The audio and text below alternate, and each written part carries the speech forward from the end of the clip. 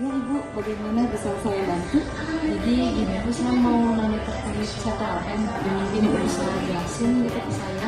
Oh, CLTN ya, cuti di luar tanggungan negara ya. Boleh tahu untuk CLTN-nya itu karena alasan apa ya?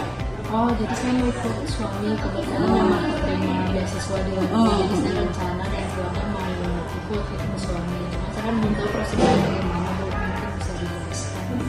Ibu ASN di perangkat daerah mana ya? Di Diskominfo. Diskominfo ya. Oh, jadi mau ikut suami sekolah ke luar negeri ya, makanya ingin mengajukan proses CLTN ya. Oke, baik. Untuk CLTN, Ibu ada beberapa persyaratan yang memang Ibu harus penuhi ya untuk proses CLTN. Yang pertama adalah yang pasti itu ada surat pengantar dari instansinya Ibu. Mungkin nanti surat pengantar ini dari usulan dari instansi itu yang Ibu harus lampirkan dari perangkat daerah. Kemudian ada surat rekomendasi dari atasannya, dari kepala perangkat daerahnya Ibu, kalau mengizinkan Ibu untuk CLTN gitu.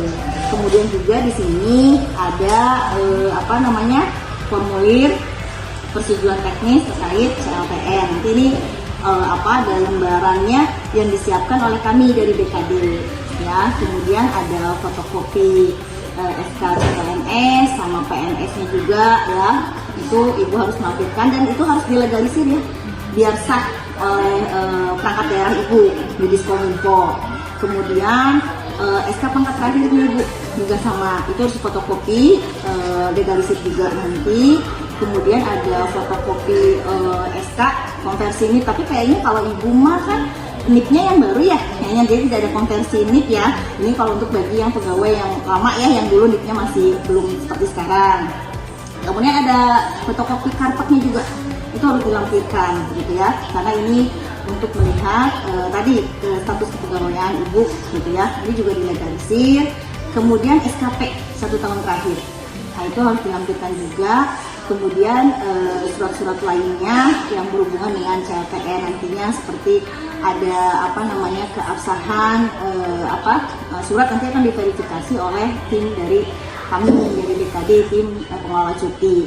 Nah, jadi Ibu untuk berkas-berkas ini semuanya harus masuk ke kami itu maksimal 6 bulan. Oh, 6 bulan.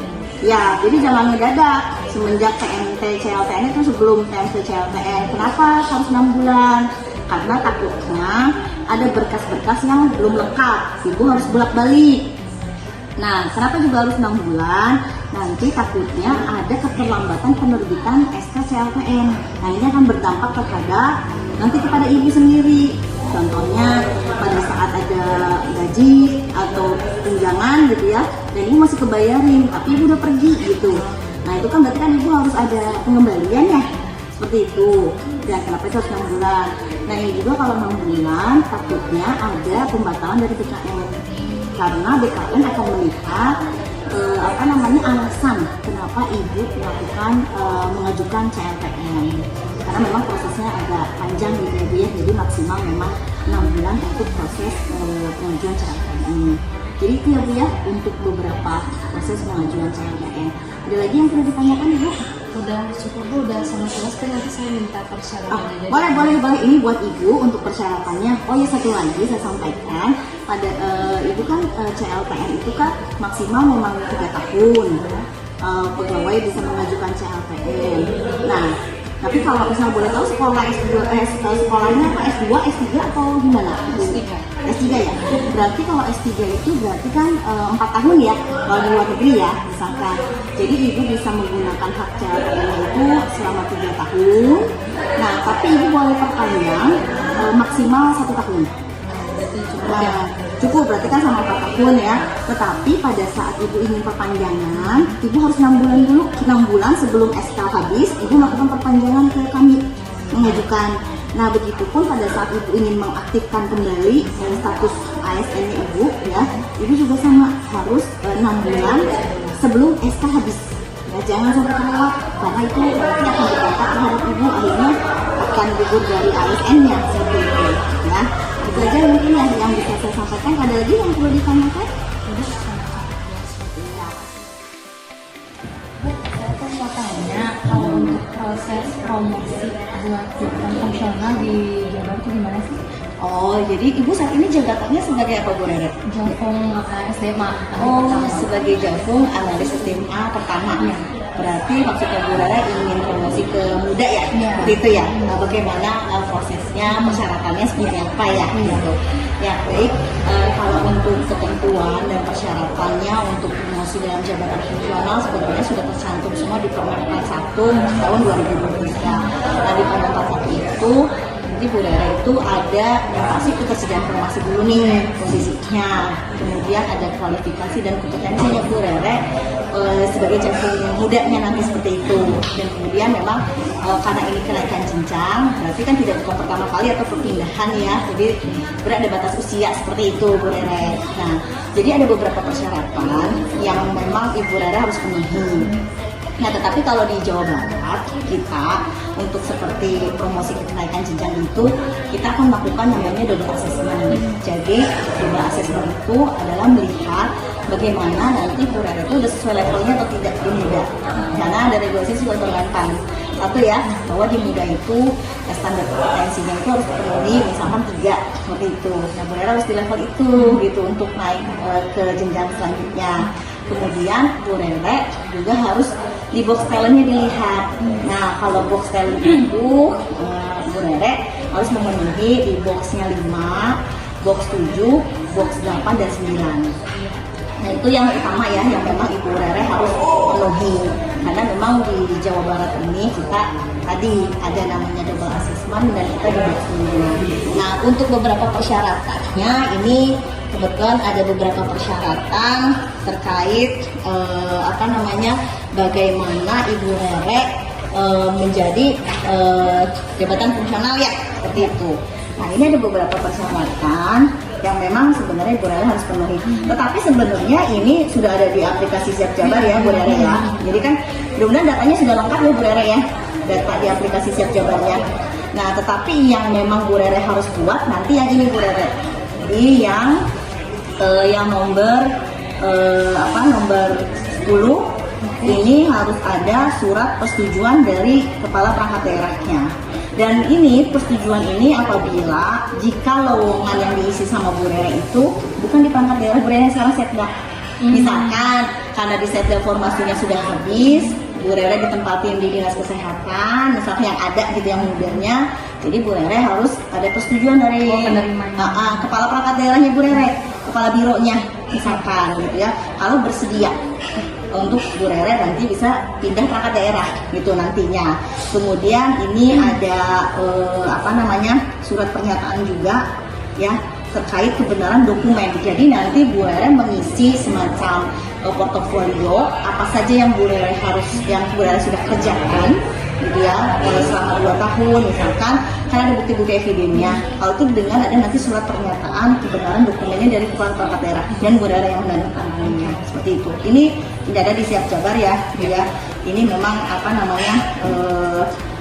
langsung sendiri ya nanti. Kemudian ada surat usulan juga dari kepala perangkat daerahnya masing-masing kalau untuk ada kenaikan jenjang. Kalau yang ini kan terakhir bisa dari Siap Jabar ya posisinya, dan SKP-nya juga kalau bisa baik ya Bu ya 2 tahun terakhir. Kemudian juga nanti ada surat kayak rekomendasi ini Ibu Rere juga harus membuat sendirinya gitu ya, surat rekomendasi, terus ada surat pernyataan tidak sedang dalam proses publis atau tugas belajar, ini nanti minta diproses ke kepegawaiannya ya, itu juga harus diproses sama Bu Rere gitu ya. Kemudian nanti ada semacam hasil yang Bu Rere kumpulkan paknya itu dari SKP. Kan ada konversi kok setiap tahun ya, Bu Rere tidak tertinggalkan. Nah, itu juga nanti dilampirkan. Nah, itu udah ada sebenarnya di Siap Jabar ya, kalau kita memang datanya sudah lengkap. Kemudian nanti double assessment yang tadi saya sampaikan, dan kemudian di boxnya Bu Rere itu nanti bisa mengajukan untuk kalau lulus gitu ya semuanya, Bu Rere melakukan uji kom di sini, kemudian nanti uji kom di instansi pembina Bu Rere. Sudah jelas apa ada tambahan lagi Bu?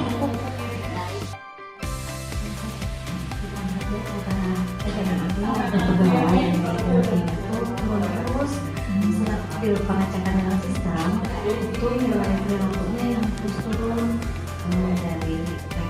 dari atasan ataupun dari rekan, gimana ya tadi mengenainya? Oh, berarti kalau tadi perangkat daerah yang mau dipegang ya, mungkin dari 7 perangkat daerah itu kamu analisa yang bulan, ternyata ada perangkat daerah, ada misalkan dinas A gitu ya, misalkan ada pegawainya yang kinerjanya tuh ya, itu udah berapa lama Muti? 3 bulan. 3 bulan ya? 3 bulan tapi terus turun, lihatnya dari nilai apa Bu Muti analisanya, perilaku ya? Terutama mungkin dari review ya. Oh gitu.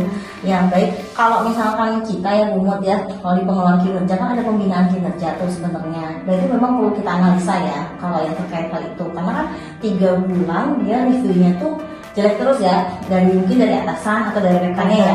Bahkan atasannya mungkin kasih nilainya nggak baik ya, atau mungkin 20 gitu misalkan gitu ya. Nah sebenarnya kalau di kinerja kita tuh ada pembinaan kinerja.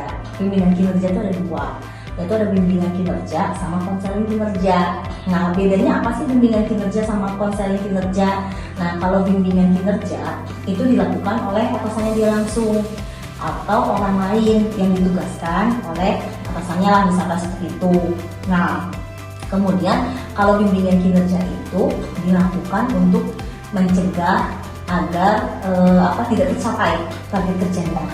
Nah kalau bimbingan kinerja itu dilakukan ada 2 sebenarnya Bu Muti. Ada coaching sama mentoring. Bedanya apa sih coaching mentoring gitu ya? Kalau coaching kan Bu Muti pernah ya kita coaching ya.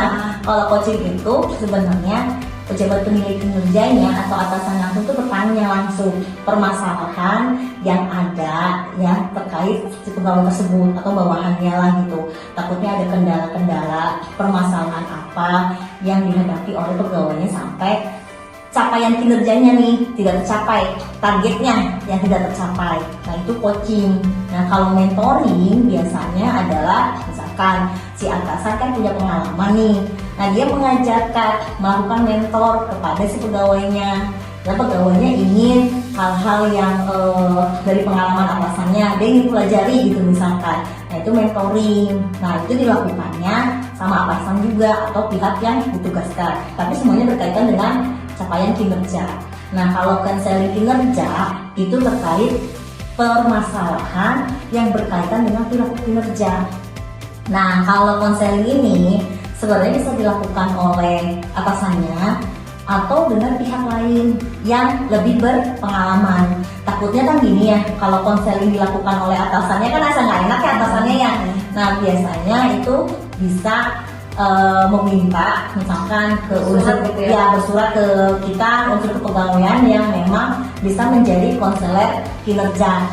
Jadi nanti penengahnya gitu loh, nanti akan dilakukan dialog ya, akan melakukan konseling. Kenapa? Tadi kalau lihat dari yang tadi Muti sampaikan terkait perilaku kerja, nanti kita bisa melakukan identifikasi tuh permasalahan-permasalahan perilaku kerjanya. Kenapa kok dia dapat nilai kinerja review dari temannya sekian, dari atasannya sekian. Nah nanti dipanggil orangnya, kita melakukan verifikasi, sama atasannya juga melakukan verifikasi, ke rekan-rekannya juga sama. Nah diharapkan dengan adanya nanti konseling nih Bu Muti nih ya, kan nanti kan kita ada konseling nih. Nah kalau misalnya nilai kinerjanya masih tetap sama, tidak seperti itu, tidak berubah, nah itu harus ada ditanya lagi sih kenapa hal ini seperti itu gitu. Dan atau mudah-mudahan setelah dilakukan konseling itu pegawainya bisa berubah perilaku kerjanya gitu. Jadi tahu atasannya kenapa dia berperilaku seperti itu gitu. Itu sih kalau di pengelolaan kinerja kita pembinaannya kayaknya kalau arahnya yang kasus Bu Muti mah konseling kinerja sih kayaknya gitu. Oke kan teman, nanti aku koordinasi dulu ya sama perangkat daerahnya. Siap. Baik, terima kasih teman-teman atas kerja kerasnya di minggu kemarin ya, bahwa ternyata kita bisa ya dalam 1 hari kita bisa menyelesaikan nilai kinerja. Jadi pas tanggal 13 nilai kinerja sudah kita setor kemarin ke BPKAD, dan alhamdulillah sebelum libur panjang ya kemarin ya udah turun ya TPP-nya. Terima kasih sekali lagi untuk kerja kerasnya teman-teman. Nah nanti kita kumpul tim. Hari ini ada beberapa hal yang perlu kita diskusikan gitu ya terkait agenda kinerja kita minggu ini ya. dan mungkin sampai nanti akhir Agustus. Nah, tapi sebelum kita ngebahas terkait agenda kita, boleh ya saya share ke teman-teman terkait netralitas ASN. Nah, ini juga sangat penting kita perlu ketahui ya terkait netralitas ASN. Jadi netralitas ASN ini agar kita bekerjanya bisa profesional, terusnya kita berintegritas sama kitanya netral ya. Jadi mengingatkan ke teman-teman terkait hal ini. Nah, kenapa sih kita harus netral ASN gitu ya? Karena sebenarnya kita ini sebagai ASN adalah pelayan publik.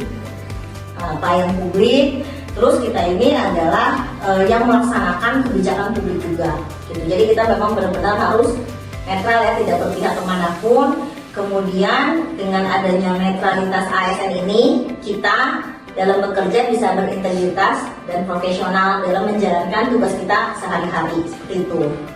Dan kemudian sebenarnya kalau dasar hukum juga udah tahu ya teman-teman ya. Kalau sekarang kan kita ada Undang-Undang 20 tahun 2023 yang baru ya. Nah itu memang kita lagi nunggu turunannya juga. Kemudian ada PP 11 gitu ya, terkait bagaimana netralitas ASN ini diatur gitu ya. Itu juga perlu kita ketahui ya. Walaupun kita di kinerja, tapi kita perlu tahu ya terkait hal ini. Jadi takutnya kan ditanya ya terkait hal ini, kita bisa menjawab juga. Kemudian sebenarnya netralitas ASN ini kaitannya sebenarnya pada saat pemilu sebenarnya. Jadi momen-momen pemilu tuh yang kemarin, atau takutnya di teman-teman nih di Teh Neni, misalkan di Teh Muti, Bu Fira, sama Teh Rere, ada pemilihan kepala desa misalkan atau seperti apa. Nah itu kan juga dikhawatirkan nanti kita kena ya, atau nanti teman-teman berkomentar di medsos terkait karena apa mendukung calon atau mendukung bakal calon gitu ya. Nah itu juga harus hati-hati itu, nanti akan ada dampak gitu. Jadi makna dari netralitas ASN itu kita tidak boleh berpihak kepada siapapun, walaupun saudaranya Vira ada jadi calon kepala desa gitu ya Bu Fira ya di Purwakarta. Nah itu kita nggak bisa kayak gitu ya. Dan kemudian kita juga nggak boleh menggunakan fasilitas negara untuk kepentingan politik misalkan atau apapun. Dan yang pasti kita harus profesional dan juga kita harus berintegritas gitu ya dalam bekerja. Kemudian bentuk pelanggarannya apa sih? Kebanyakan ya, saya mengingatkan lagi, kemarin itu kebanyakan adalah yang tidak sadar yang tadi kasusnya.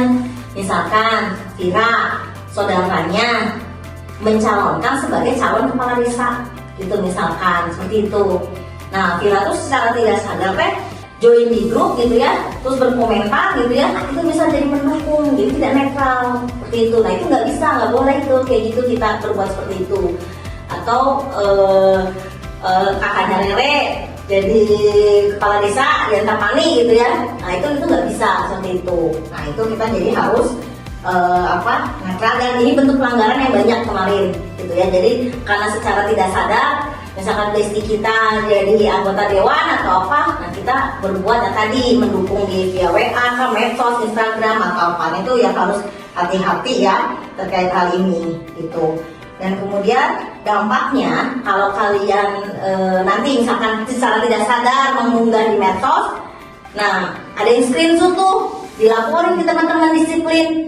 Nah ini kita bisa kena PP 94 gitu, PP 94 tahun 2021 tentang disiplin PNS, bahwa kalau di situ kalau teman-teman mendukung calon itu terkena hukuman disiplinnya bisa sedang. Nah tapi kalau udah bakal calon, memang udah jadi calon, bukan calon lagi ya, udah bakal ya, udah diketuk gitu, dia memang bakal calon, itu bisa kena hukuman berat. Tapi kalau kitanya sendiri yang mencalonkan, itu kita bisa diberhentikan, tidak hormat gitu teman-teman. Jadi harus hati-hati nih, yang ada grup-grup gitu ya, kalau misalnya di medsos sekarang suka iseng ya baca IG, terus kita komen gitu ya, nah itu juga harus hati-hati ya. Yang pasti terusnya bekerja juga kita akhirnya tidak bisa profesionalisme ya sebagai ASN kita ya, karena kita pelayanan publik gitu ya. Dan pasti kalau seperti itu pasti kan komen netizen ya, kalau misalnya kenal gitu sama Bu Rere ya di IG gitu ya, oh Bu Rere ngedukung ini nih, si kakaknya mentang-mentang kakaknya nih jadi kepala desa nih kayak gitu, jadi kan hilang ya kepercayaan publik atau teman-temannya Rere pasti akan ngomong gitu ya. Nah seperti itu. Nah jadi kita diharapkan nanti ya, selain itu untuk pemilu juga sebenarnya referensi lebih ke pemilu ya sebenarnya, tapi lebih baik untuk menjaga hal itu kita fokus aja dalam pekerjaan kita. Kita memberikan pelayanan kepada ASN ya, kalau kita ya bukan publik ya, kita ke ASN, kita bekerja dengan baik, kita fokus terhadap tugas kita profesional ya, kemudian kita berintegritas. Nah, jadi tidak ada lagi hal-hal yang karena dekat atau seperti apa. Kemudian kan suka scrolling IG ya, Neni juga suka di TikTok gitu ya, teman-teman juga ya. Nah itu kita harus hati-hati gitu ya, jangan sampai ada ketik-ketikan kita terkait hal ini.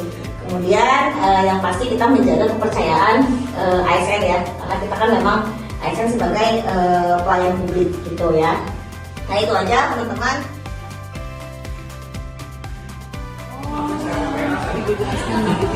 Dengan Ibu siapa? Dengan Bu Neni. Dari perangkat daerah mana Bu? Dari distrik ya. Oh iya. Kenapa memangnya Bu dengan kinerja Bu? 3 bulan ini kinerja saya berkurang terus gitu. Misalkan asalnya saya 98 sekarang jadi 98, berapa gitu ya. Berkurang gitu. Itu apa mungkin Ibu jabatannya sebagai apa di dinas pendidikannya? saya sebagai analis pendidikan Bu. Analis pendidikan ya, berarti sebagai pelaksana ya Bu jabatan Ibu ya. Baik, saya akan menjelaskan. Jadi 3 bulan ini Ibu nilai kinerjanya selalu turun ya. Itu kenapa ya seperti itu? Baik, saya akan jelaskan ya Bu kenapa nilai kinerja Ibu. Saya ingin menjelaskan bagaimana sih penilaian kinerja yang ada di kita ya, biar juga Ibu paham dan juga Ibu mengetahui sumber penilaian kinerja Ibu itu dari mana aja. Karena jabatan Ibu pelaksana sebenarnya bisa dibuka di dalam Pergub 68 2023 terkait pengawasan kinerja ASN. Di situ ada formulasinya. Tetapi nanti bisa saya jelaskan ya kepada Ibu ya terkait formulasi untuk pengelolaan kinerja. Nah, sampai Ibu dapat nilai 98 itu seperti apa gitu ya prosesnya gitu ya. Jadi berdasarkan Pergub dari 68 tahun 2023 ini, bahwa ini adalah formulasi bobot penilaian kinerja untuk jabatan pelaksana. Karena di Pergub itu berbeda-beda Bu, sesuai dengan jabatannya. Kalau fungsional berbeda, nanti struktural juga berbeda.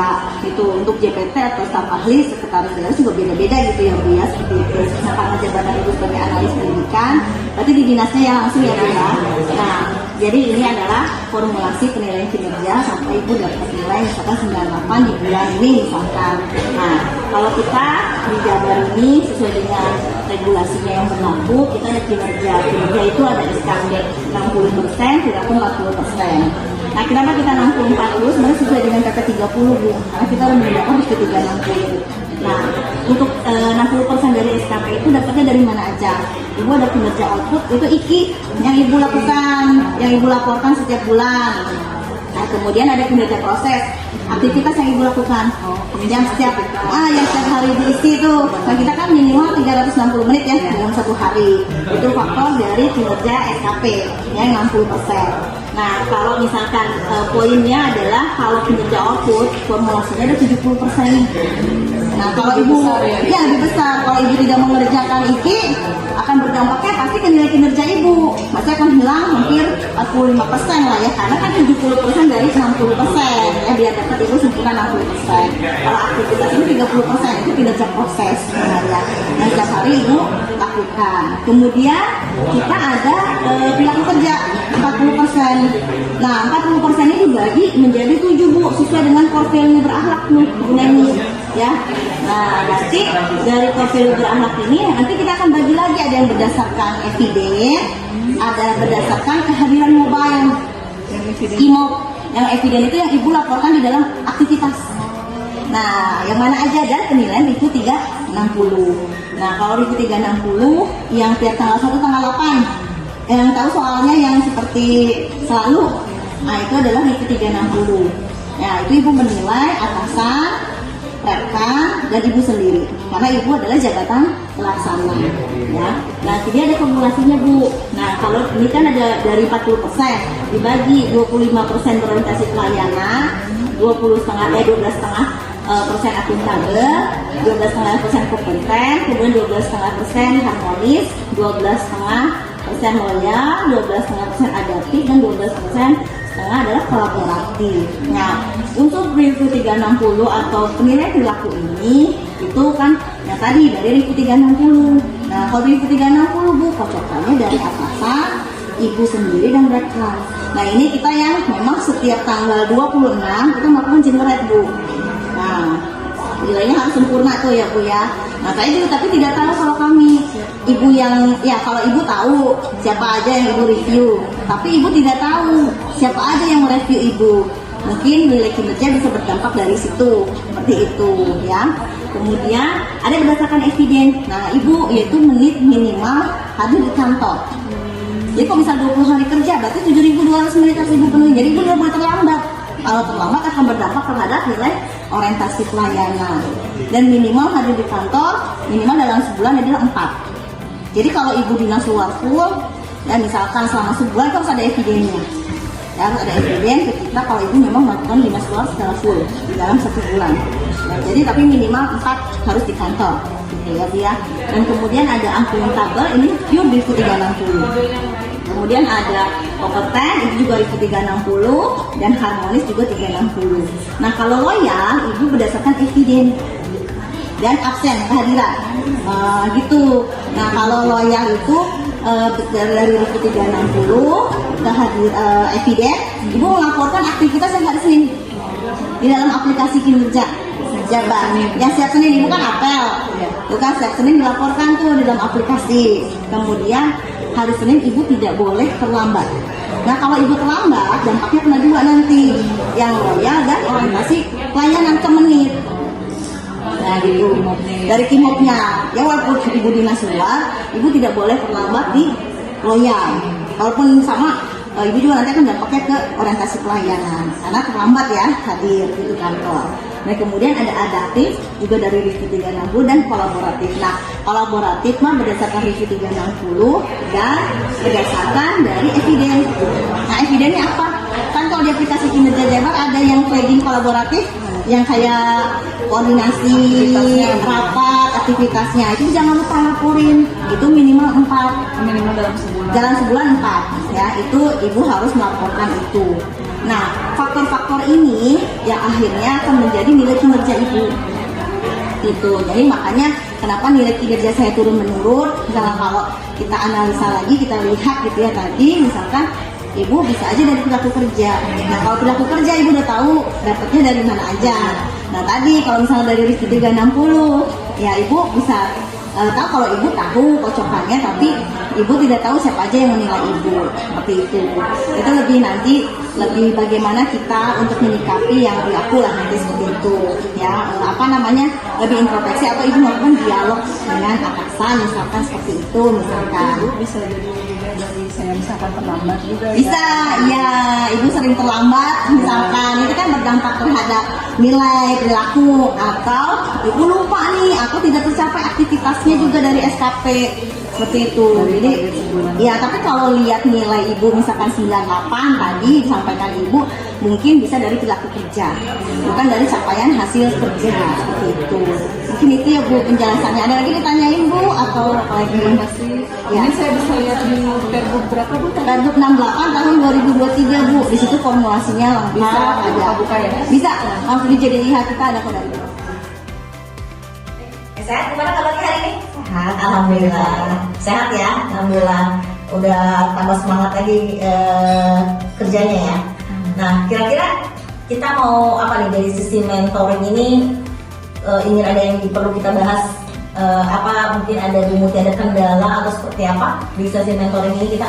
Mungkin di peningkatan kinerja ya Teh, karena nggak baru juga sih ya kalau sekarang mah ngomongnya, tapi memang ada beberapa hal mungkin yang masih kita harus belajar gitu demi perkembangan aku di sini gitu di tim kinerja. Salah satunya mungkin membagi waktu ya Teh, misalkan di antara pekerjaan lain atau pekerjaan tim ataupun dengan sepakat ya itu ya, kadang juga ada kabar ya Teh banyak banget gitu ini alhamdulillah ada melakukannya gitu nggak canggung gitu kayak pasir angin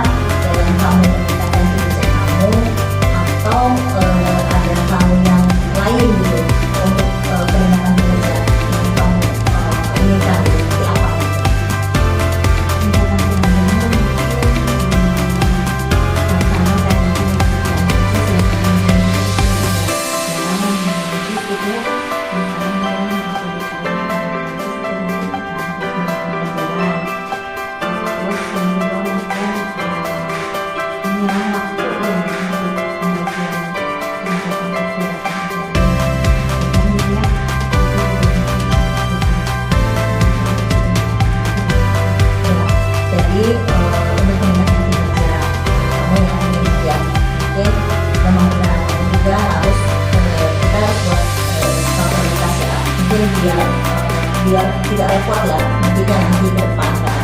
Jadi mungkin baiknya bikin skala prioritas dulu nih, mana dulu yang mungkin harus kerjakan, list dulu, mungkin bikin list dulu kemudian prioritasnya yang urgentnya yang mana gitu ya, yang sedang sama yang nanti gitu bisa dinantikan. Itu memang perlu sekali untuk biar kita dapat bekerja tepat waktu gitu ya. Kemudian juga kalau menganalisa yang tadi sampaikan mungkin ya nanti itu buat menambah kita menganalisa ya, sehingga mungkin akan banyak referensi. Kalau kita banyak analisa membaca segala hal atau seperti apa, itu menambah referensi nanti buat kita analisa di kinerja sebenarnya gitu. Mungkin dan mungkin juga mungkin harus melakukan review. Nah mungkin setiap selain kita mengisi aktivitas ya, sore misalkan mungkin bikin list plan, misalkan tadi ya yang awal bikin list dulu, misalnya setiap hari bikin list kerjaan apa aja gitu ya, terusnya nanti list itu sama Muti di review tuh sorenya tuh apakah memang sudah semuanya dikerjakan atau ada yang tertinggal, misalkan perlu ada pendalaman lagi atau seperti apa. Nah itu perlu sekali bikin list reviewnya ya, list dulu kemudian nanti di review. Mungkin itu yang bisa membantu Bu Muti nanti meningkatkan kinerja seperti itu. Terus bagaimana lagi, apa yang ada kendala yang lain selain misalkan tadi time manajemennya Muti atau seperti apa? Mungkin sekarang kita keterbatasan tim IT ya, mungkin ya itu juga membuat molor waktu. Tapi biasanya kita bisa bekerja tepat waktu gitu ya, terhadap kendala-kendala sistem gitu ya. Mungkin kalau sekarang lebih membutuhkan waktu gitu ya, terkadang juga udah kita antri ini di tim IT-nya, tahu-tahu ini yang ini jadi loading gitu, teh itu yang mana teh gitu kan, harus diulangi lagi gitu. Kita melihatnya mungkin itu sih teh kalau untuk yang urgent sementara ini tambahannya. Ya, jadi tambahannya karena ada kendala juga selain dari timnya, tim IT kita yang memang mungkin tim IT-nya terbatas ya. Ya jadi tadi ya memang Bu Muti ingin bagaimana meningkatkan kinerja. Tadi ya disampaikan juga Bu Muti bisa membuatkan skala prioritasnya seperti apa, kemudian melakukan review gitu ya. Terus sama time manajemennya yang perlu Bu Muti lakukan ya, biar nanti segala hal yang Bu Muti lakukan tidak tertinggal gitu loh. Dan Bu Muti tidak tadi kelabakan ya, ini gimana ya kinerja saya kok buru-buru terus gitu ya, kenapa kok tidak sesuai gitu ya, banyak masalah gitu akhir karena mungkin ya tadi ya Bu Muti ya. Jadi udah ini ya, udah paham ya, sudah tahu ya apa aja yang Bu Muti lakukan gitu ya. Apa aja untuk yang pertamanya Bu Muti harus buat list skala prioritasnya dulu, kemudian membuat perencanaannya tadi skala prioritas listnya, dan perencanaan juga setiap hari, dan setiap sorenya itu harus review kerjaan yang Bu Muti lakukan gitu ya. Gimana? Udah ini ya, udah nggak bingung-bingung lagi kan ya? Semoga ya ke depannya bisa lebih baik ya. Iya. Terima kasih ya. Iya. Nanti kita